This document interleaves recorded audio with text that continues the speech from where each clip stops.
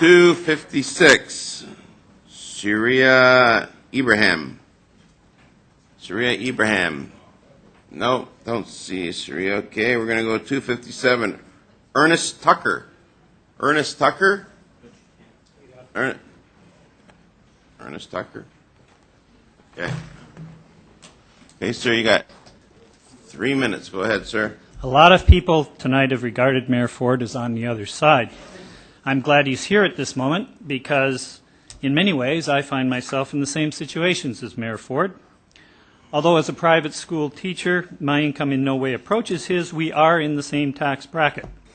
Like him, I own my own house, go to my own cottage, drive my own car. I'm doing fine, as he is. Neither of us needs any help. It is, however, people at the other end of the scale about whom I am concerned. When Mayor Ford or I want a book, we can buy it. When we want a quiet place to read or use a computer, we have choices within our own houses. But cutting the number of libraries or hours of libraries being open takes that opportunity away from others, especially children and teenagers.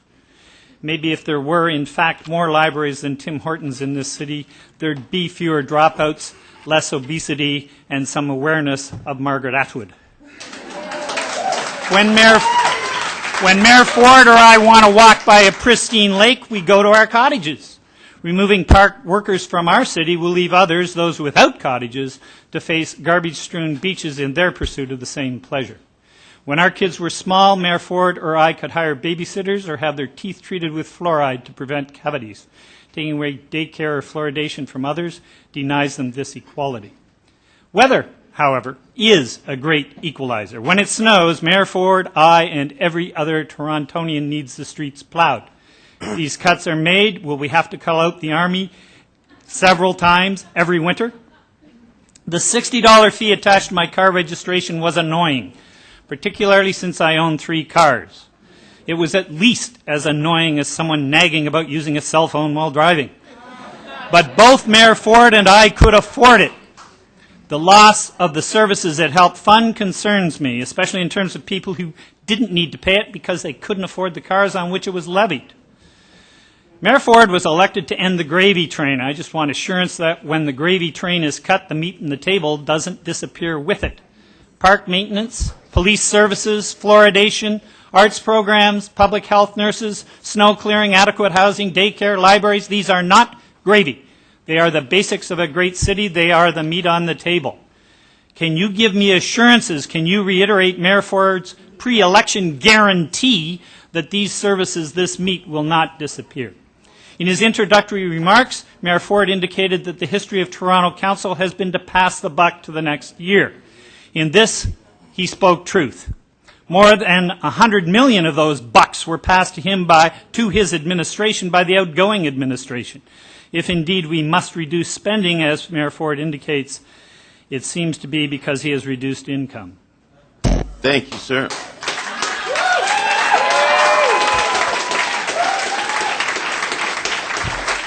Oh, Sir. I have a question from Councillor Layton. Thank you very much, and thanks for staying. I just wanted to get some clarity as an educator.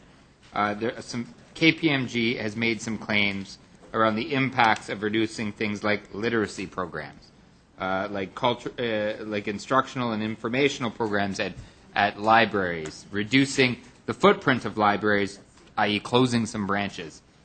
They've also suggested that perhaps we should reduce services at libraries. What do you think the impact would be on children coming up through the education system if we took away some of their access to literacy programs in libraries?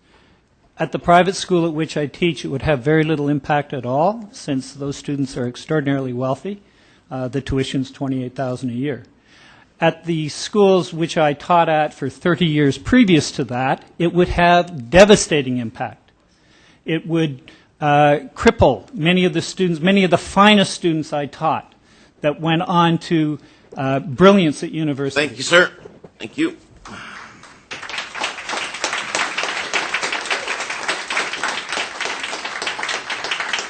Any other questions? Seeing none, thank you very much. 258, Miroslav Glavic.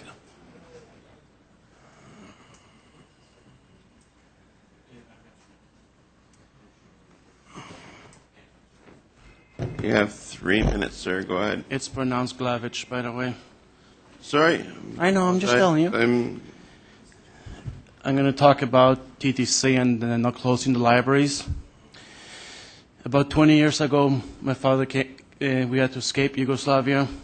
He only had $1,000. I have 5 brothers and sisters. $1,000 doesn't get you anywhere when you have to feed 6 kids, a mother and a father. My father learned English by reading books in the library. Every Saturday, I did my homework in the library. He helped me there.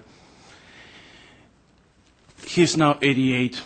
8 years ago, his mental health started going bad, and he barely recognizes me. I've been taking him to the library every Saturday to get his mind more active. The library is the only place he's the same father I was. Outside it, he doesn't. He has issues remembering people. On Sundays, I also take him to the zoo so he can be active.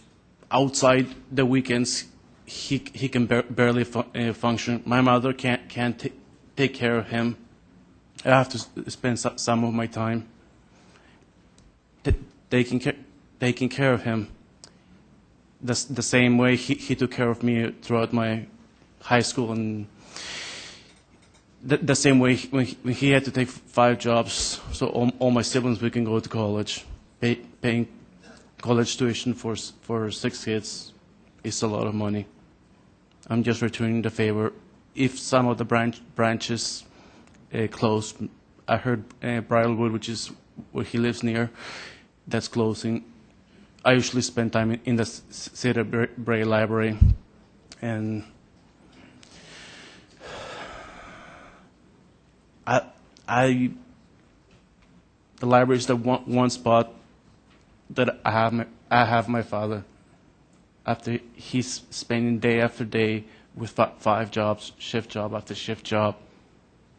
Without the library, I would have to go a lot farther to spend some time with him. And he lives in pharmacy in Finch. I live in Morningside in Kingston. By the time I'm finished with him spending some time every night after dinner, it's about 2 in the morning when the night buses come.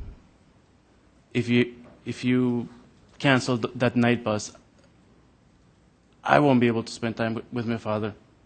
I would have to walk all the way back. Thank you. Thank you, Sir. Any questions?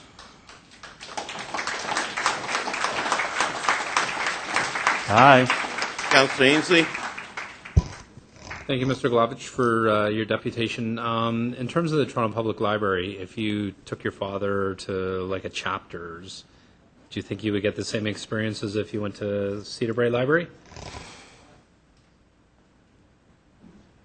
Chapters, the books are expensive. I have a 4-year-old who takes most of my money. And your daughter enjoys Cedar Bray Library as well? Yes, she does. I have to drag her out, actually. And what do you think of the bus service in the Kingsborough, Galloway, Orton Park area? One of my colleagues earlier referred to the priority neighborhoods. They said they were isolated. I am lucky because I have both the Eglinton and Lawrence night buses. I live on Morningside in Kingston, but they're every half an hour. And if you slow them or cancel them, it's going to take me longer to go back home. Sorry.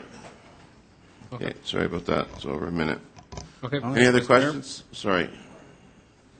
Okay, seeing none, thank you very much, sir. Thank you.